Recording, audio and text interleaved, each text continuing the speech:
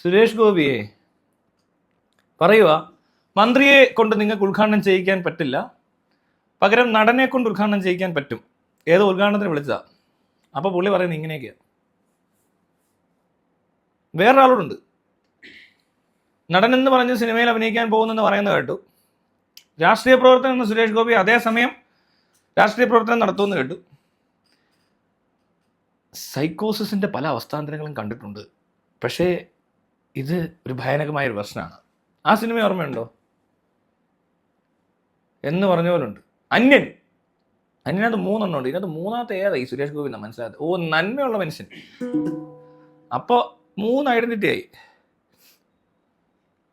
ഒരു നടൻ, ഒരു മന്ത്രി, ഒരു ഭയങ്കര നന്മയുള്ള ഒരാൾ, നല്ല മനുഷ്യൻ. ആളാവാൻ വരരുത് എന്ന് പറയുമ്പോൾ മറ്റേ മ്യൂസിക് ഇട്ട് കൊടുക്കണം, ഇങ്ങനെ മറ്റേ മണിച്ചിത്രത്താഴിനകത്ത് ഒന്ന് ആലോചിക്കുക. ആവാൻ വരരുത്, ആ സാധനം. ഇതിനിടയിൽ ഈ പറയുന്ന കാര്യങ്ങളൊക്കെ പറയുന്നതിനിടയിൽ ഏതാ മന്ത്രി ഉദ്ഘാടനത്തിന് വരത്തില്ല, പക്ഷെ നടൻ വരുമെന്ന്. നടൻ എവിടെയെന്ന് വെച്ചാൽ വീട്ടിലിരിക്കുക, വന്നിട്ടില്ല, ഇപ്പം മന്ത്രിയാണ് വന്നേക്കുന്നത്. Comedy of the year.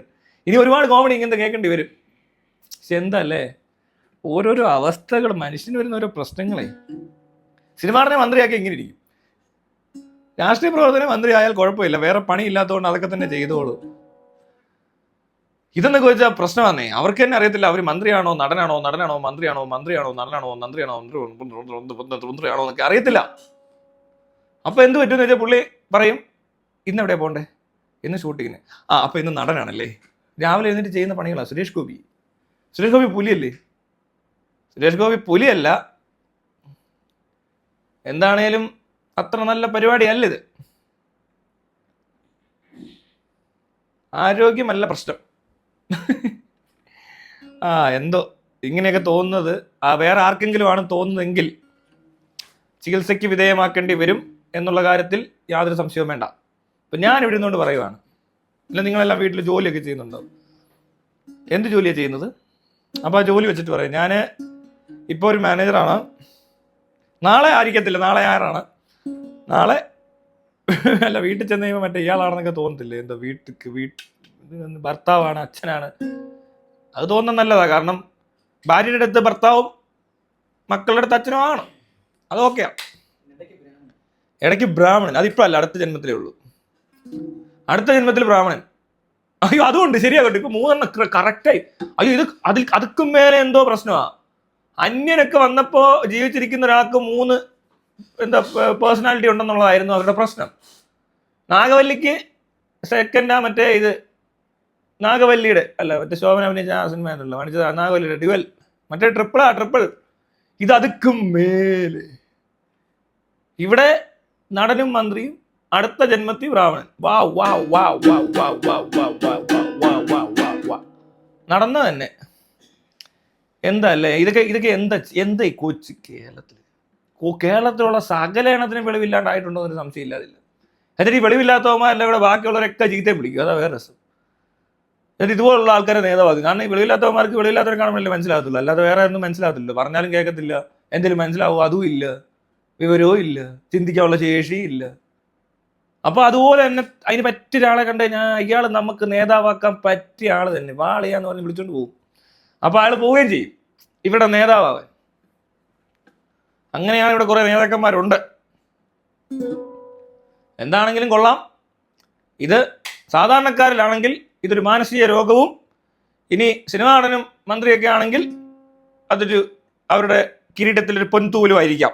എങ്ങനെയാണെന്ന് എനിക്കറിയത്തില്ല ഇത് മനസ്സിലാക്കുന്നത്. ഒരേ സമയം നടനും മന്ത്രിയുമാണ്. നടനെ വിളിക്കരുത്, മന്ത്രിയെ വിളിക്കുക, മന്ത്രിയെ വിളിക്കരുത്, നടനെ വിളിക്കുക. അപ്പൊ നമ്മൾ അവിടെ ചെന്ന് എങ്ങനെ അറിയും? വിളിക്കാൻ ചെല്ലുന്നവരെ പോലെ ഇരിക്കും. ഉദ്ഘാടനത്തിനാണ് വിളിക്കാൻ ചെല്ലുന്നെങ്കിൽ ചെന്നിട്ട് പറഞ്ഞാൽ നടൻ സുരേഷ് ഗോപി ഉണ്ടോ? ഉടനെ സുരേഷ് ഗോപി അവിടെ നിൽക്കും, മന്ത്രിയായിട്ട് നിൽക്കുവാണെങ്കിൽ പറയും 5 മിനിറ്റ് വിളിക്കാം, വെയിറ്റ് ഒന്ന് നിൽക്കണേ, ഇപ്പം മന്ത്രി എവിടെ ഉള്ളോ, നടൻ വരും, അങ്ങോട്ട് കയറി ഇരിക്കേ. ഉടനെ അവർ കയറിയിരിക്കും. കുറച്ച് കഴിയുമ്പോൾ സുരേഷ് ഗോപി ഇങ്ങനെ, എന്താ വന്നേ, ഒരു ഉദ്ഘാടനം ഉണ്ടോ? ഷെറ്റ് എവിടെ? ഉടനെ അവർ പറയും ഇന്നടത്താണ്. ഞാൻ വരാം, പക്ഷെ എനിക്ക് ഇത് വേണം, പേയ്മെന്റ് വേണം. തോക്കല്ല, പേയ്മെന്റ്. അതെനിക്ക് പാവങ്ങൾക്ക് കൊടുക്കാനാ. ഇത്ര നാളും എനിക്ക് പാവങ്ങൾക്കൊന്നും അങ്ങനെ അധികം കൊടുക്കാൻ പറ്റിയില്ല, പേയ്മെന്റ് കിട്ടിയപ്പോൾ ഇനി അങ്ങോട്ട് കൊടുക്കാം, അങ്ങനെയൊക്കെ പറയും. അതേസമയം രാഷ്ട്രീയക്കാർ, ഉന്നത നേതാക്കൾ, അണിയറ പ്രവർത്തകർ, അണിയറ പ്രവർത്തകരല്ലേ, മറ്റേ ഈ തമ്മിത്തല്ലി ചാകുന്നവരുണ്ടല്ലോ, ഈ എന്തിനു പ്രശ്നം ഉണ്ടാകുമ്പോൾ അണികൾ മണ്ടന്മാരാണ്. കാരണം സുരേഷ് ഗോപി കോൺഗ്രസ്, കമ്മ്യൂണിസ്റ്റ്, BJP എല്ലാം കഴിഞ്ഞ് വന്നേക്കുന്ന ആളാണ്. അതുകൊണ്ട് അണികൾ വലിയ സംഭവം ഒന്നും ആക്കാനൊന്നുമില്ല. അപ്പം എങ്ങനെയോ പിന്നെ ഈ പ്രാവശ്യം ജയിച്ചെന്ന് പറഞ്ഞാൽ എനിക്കുള്ള കാര്യം പറയാം. ഇപ്പം ജയിച്ചാലും തോറ്റാലും സുരേഷ് ഗോപിയെ പറ്റിയേ എനിക്കറിയത്തുള്ളൂ. ആ മനുഷ്യൻ കിടന്ന് കാണിക്കുന്ന മണ്ടത്തരങ്ങളും വിഡിത്തരങ്ങളും കാണുമ്പോൾ താല്പര്യമില്ലെന്നുള്ളതാണ്. അല്ലാതെ ഇവിടുത്തെ ഭൂരിപക്ഷം മണ്ടന്മാരുടെ നേതാവാണെന്ന് പറയുന്നതിനകത്ത് വലിയ അത്ഭുതപ്പെടാൻ, അതിശയിക്കാനൊന്നും ഇവിടെ ഒരു താല്പര്യമില്ല. അങ്ങനെ ഒരാളെ കണ്ടിട്ടില്ല. അങ്ങനെ ആരെയും അങ്ങനെ മാറ്റത്തൊന്നുമില്ല. നമുക്ക് ഈ വ്യക്തി എന്ന നിലയ്ക്ക് ഇയാൾ ചെയ്യുന്നതും ഇയാൾ കാണിക്കുന്ന പരിപാടികളൊക്കെ അറിയത്തുള്ളൂ. അല്ലാതെ ഇവിടുത്തെ കുറെ എണ്ണം തലയെ പൊക്കി എടുത്തോ താത്തി വെച്ചോ അതൊരു വിഷയമല്ല. അങ്ങനത്തെ വിഷയങ്ങൾ എടുക്കാറില്ല. അങ്ങനെ ആരെയും കാണാറില്ല. എന്താണെന്നറിയത്തില്ല. ഈ നാടിങ്ങനെ ആയതുകൊണ്ടായിരിക്കാം. അപ്പോൾ ഈ പറഞ്ഞ രാഷ്ട്രീയക്കാരൊക്കെ ചെല്ലും സുരേഷ് ഗോപി നടനായിട്ട് നിൽക്കുന്ന സമയത്ത്. അപ്പോൾ സുരേഷ് ഗോപി പറയും, മന്ത്രിയല്ല, ഞാനൊരു നടനാണ്, എന്നെ രാഷ്ട്രീയ കാര്യങ്ങളൊക്കെ വിളിക്കുമ്പോൾ വീട്ടിൽ വന്ന് വിളിക്കണം, അങ്ങനെയൊക്കെ പറയും. അപ്പോൾ ഉടനെ പിന്നെ അവർ വെയിറ്റ് ചെയ്ത് വീട്ടിലിരിക്കണം, ഷൂട്ടിങ് കഴിയുന്നവരെ, അല്ല ഉദ്ഘാടനം കഴിയുന്നവരെ അവരും ഇരിക്കുമോ? ഒരു രാഷ്ട്രീയമാണ്, അത്യാവശ്യ കാര്യങ്ങളാണ്, എന്തെങ്കിലുമൊക്കെ ഒരു നാച്ചുറൽ കലാമിറ്റി ഉണ്ടാകും. അപ്പോഴാണ് സുരേഷ് ഗോപി സിനിമാ സെറ്റിലാണ്. മമ്മൂട്ടി കമ്പനി എന്ന് പറയുന്ന ഏതോ കമ്പനി ഉണ്ട്, ഊമ്പിയ കമ്പനിയാണ്. ഇനി ഇറങ്ങാൻ പോകുന്ന പടം എല്ലാം പൊട്ടുന്നൊരു കമ്പനിയാണ്. ഉറപ്പിച്ച് എഴുതി വെച്ചോട്ടോ, നോട്ട് ചെയ്തോ. മമ്മൂട്ടി കമ്പനി എന്ന് പറഞ്ഞ് ഇനി ഇറങ്ങുന്ന പടങ്ങളൊക്കെ പൊട്ടിത്തെറിച്ച് കമ്പനിയാലും പൊട്ടും, ഒരു സംശയം വേണ്ട. ഒരു പടം കൂടെ ഒക്കെ കഷ്ടിച്ച് തയ്ക്കും ആൾക്കാർ. അത് കഴിഞ്ഞാലുണ്ടല്ലോ എടുത്ത് തോട്ടിക്കളയാൻ പോകുന്നൊരു കമ്പനി. കാരണം ആ കമ്പനിക്ക് തീരെ നിലവാരമില്ലാത്ത, കൾച്ചർ ഇല്ലാത്ത ഒരു തറ കമ്പനിയാണെന്നുള്ളത് കോപ്പിറൈറ്റ് അടിച്ചപ്പോൾ, അത് തന്നയിലിൽ കോപ്പിറൈറ്റ് അടിച്ചപ്പോൾ മനസ്സിലായി. അത്രയും തറകൾ ഇന്ത്യയിൽ ഇത്രയും വലിയ തറപ്പണി നടന്നിട്ടില്ല. അതുകൊണ്ട് പറയുന്ന ഒന്നും തോന്നരുത്. പണി തറയാണ്, തീട്ടപ്പണിയാണ്. അത് മമ്മൂട്ടി ആണ് തിട്ടപ്പണി കാണിച്ചതെങ്കിലും തിട്ടമാണ്, ആരുടെയാണെങ്കിലും തിട്ടം, അത്രേ ഉള്ളൂ. അപ്പോൾ സുരേഷ് ഗോപിയുടെ ഒരു കാര്യം ഒന്ന് ഓർത്ത് വയ്ക്കി. അപ്പോൾ അങ്ങനെ പുള്ളി പറയും, ഞാൻ മമ്മൂട്ടി കമ്പനി സിനിമയിൽ അഭിനയിക്കുവാ, മന്ത്രിയില്ല, ഇനി എന്ത് ചെയ്യും? ഷൂട്ടിങ് കഴിയുമ്പോൾ വെയിറ്റ് ചെയ്യേണ്ടി വരുമല്ലോ. അപ്പോൾ ഷൂട്ടിങ് കഴിഞ്ഞിട്ടായിരിക്കും പിന്നെ വരുന്നത്. അപ്പോഴത്തേക്കും അവിടെ പരിപാടി കഴിഞ്ഞ് കാണും എന്നൊക്കെ പറയുന്ന പോലെ. എന്താ കുഴപ്പം? ഇച്ചിരി പ്രശ്നം ഇതൊക്കെ. ഈ പറഞ്ഞൊന്നും വലിയ തലയെ പൊക്കി എടുക്കേണ്ട കാര്യമൊന്നുമില്ല. ഇതൊക്കെ കേൾക്കുമ്പോൾ ഭയങ്കര മെൻഷൻ, വീണ്ടും മെൻഷൻ. മെൻഷൻ ദാറ്റ് മനുഷ്യനെ. നിങ്ങൾക്ക് അങ്ങനെ വല്ല മനുഷ്യന്മാരെ അറിയാണെങ്കിൽ ജസ്റ്റ് മെൻഷൻ ദാറ്റ് മനുഷ്യൻ. അങ്ങനത്തെ ഒരു മനുഷ്യൻ, ഇങ്ങനൊരു മനുഷ്യൻ, എന്തൊരു നല്ല മനുഷ്യൻ. ഊളത്തരം. വലിയ ഡെക്കറേഷൻ ഒന്നും അതിന് കൊടുക്കാൻ പറ്റത്തില്ല. ഇനി സുരേഷ് ഗോപിയുടെ ഊളത്തരങ്ങൾ എന്ന് പറഞ്ഞുകൊണ്ട് വല്ല എത്ര മണിക്കൂർ ആവുമോ എനിക്കറിയത്തില്ല. ഇതുപോലെ ഓരോ ദിവസം ഓരോ വിഡ്ഢിത്തരങ്ങൾ വന്ന് പറയുമല്ലേ. വലിയ മന്ത്രി MP എന്നൊക്കെ പറഞ്ഞ് ഒരുങ്ങി കെട്ടി ഇറങ്ങും. രാവിലെ ഭയങ്കര മേക്കപ്പ് ഒക്കെ ഇട്ടാ ഇപ്പം ഇറങ്ങുന്നത്. നേരത്തെ തൊട്ട് മേക്കപ്പ് ഇടിയിലുണ്ട്. ഇപ്പൊ താടിയൊക്കെ കളറൊക്കെ അടിച്ച്. ഇനിയിപ്പോൾ സിനിമയിൽ കൂടെ അഭിനയിക്കുമ്പോൾ രസമായിരിക്കും. താടി കളറ്, പുതിയ ഷർട്ട്, പുതിയ കൊണ്ട് എങ്ങാണ്ട് പോലീസുകാർ സല്യൂട്ട് കൊടുക്കുന്നൊരു സീൻ കണ്ടാന്ന് മുണ്ടൊക്കെ എടുത്ത് കോണം കൊടുത്ത് വരാൻ ഭാഗ്യമെന്ന് എനിക്ക് തോന്നി അത് കണ്ടപ്പോൾ. ഉള്ള കാര്യം പറയാലോ. കാരണം അതിന് മുന്നേ കോണമൊക്കെ ഈ നാട്ടിലുള്ളൂ. കേരള സംസ്കാരവും പൈതൃകമൊക്കെ പിടിക്കാനാണ്. അതിനും പുറയിലോട്ട് ഇറങ്ങി കഴിഞ്ഞാൽ തോർത്ത്, അതിനും പുറയിൽ ഇറങ്ങിയ കുറച്ച് ഇലയോ വാഴയില വെച്ച് വല്ലതും മറച്ചിട്ടുണ്ടാവും, അത്രേ ഉള്ളൂ. അതുകൊണ്ട് ഭാഗ്യത്തിന് അങ്ങോട്ടൊന്നും ചിന്തിച്ചില്ല പുള്ളി ചിന്തിച്ചത് അവിടെ വരെ ഉള്ളൂ. മുണ്ടിറങ്ങിയ കാലം തൊട്ട് എനിക്കറിയത്തുള്ളൂ, അവിടെ വരെ ഞാൻ പഠിച്ചുള്ളൂ എന്ന്. അതിന് മുമ്പത്തെ കാര്യം ഞാൻ പഠിച്ചില്ല, ക്ലാസ്സിൽ പോകാനാണോ എന്തോ ഭാഗ്യം ഉണ്ടായാലും. ഇവിടുത്തെ നാട്ടുകാർക്ക് ഭാഗ്യമുണ്ടല്ലോ, തുണിയൊന്നും കൊടുക്കാതെ എന്ത് ചെയ്യും? അതാണല്ലോ ശരി. കുറച്ചുകൂടെ പുറകോട്ടൊക്കെ അന്വേഷിച്ച് കഴിഞ്ഞാൽ അതേ ഉള്ളൂ.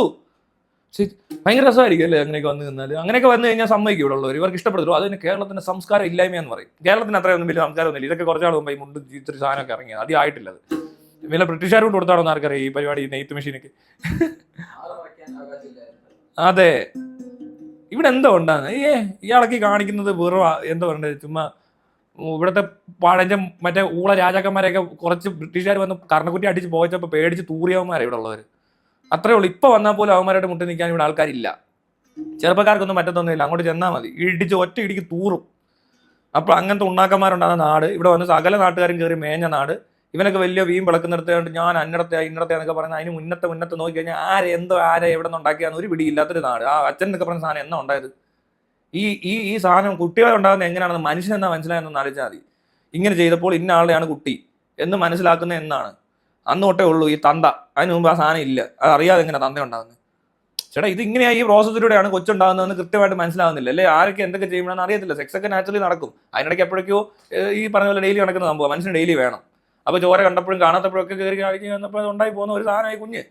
അപ്പോൾ അങ്ങനെയൊക്കെ ഉണ്ടായി വന്നിട്ട് അവസാനം എന്നൊരിക്കലും അറിയുന്നു. ഇത് അറിഞ്ഞു കഴിയുമ്പോൾ തൊട്ടേ ഉള്ളൂ ഈ തന്ത. അതിനു മുമ്പില്ല. അപ്പൊ ഇതിന്റെ തന്ത്ര തന്ത്ര തന്ത്ര തന്ത്ര തന്ത്ര തന്ത്ര തന്ത്ര തന്ത്ര തന്ത്ര തന്ത്ര തന്ത്ര തന്ത്ര തന്ത്ര തന്ത്ര തന്ത്ര തന്ത്ര മുണ്ടാണോ ഉടുത്തത് എന്ന് തോന്നുന്നുണ്ടോ? മുണ്ട് ഉടുത്തെന്ന് തോന്നുന്നുണ്ടോ? ഇല്ലില്ല, അന്നൊന്നും മുണ്ടില്ലല്ലോ. തന്ത്ര തന്ത്ര തന്ത്ര തന്ത്ര തന്ത്ര തന്ത്ര തന്ത്ര തന്ത്ര തന്ത്ര തന്ത്ര തന്ത്ര തന്ത്ര തന്ത്ര തന്ത്ര തന്ത്ര അത്രേ ഉള്ളു. അപ്പോഴാ ബ്രാഹ്മണനാവാൻ പോകുന്നത്. മൾട്ടിപ്പിൾ സ്പിരിറ്റ് എന്താണ്, ആത്മാവിനുണ്ട് ഈ അസുഖം. തലച്ചോറ് സംബന്ധമായ വിഷയമാണെന്ന് പറയാം. പുള്ളിക്ക് ഇത് ആത്മാവിനെ കൂടെ ബാധിച്ചിരിക്കുന്നു.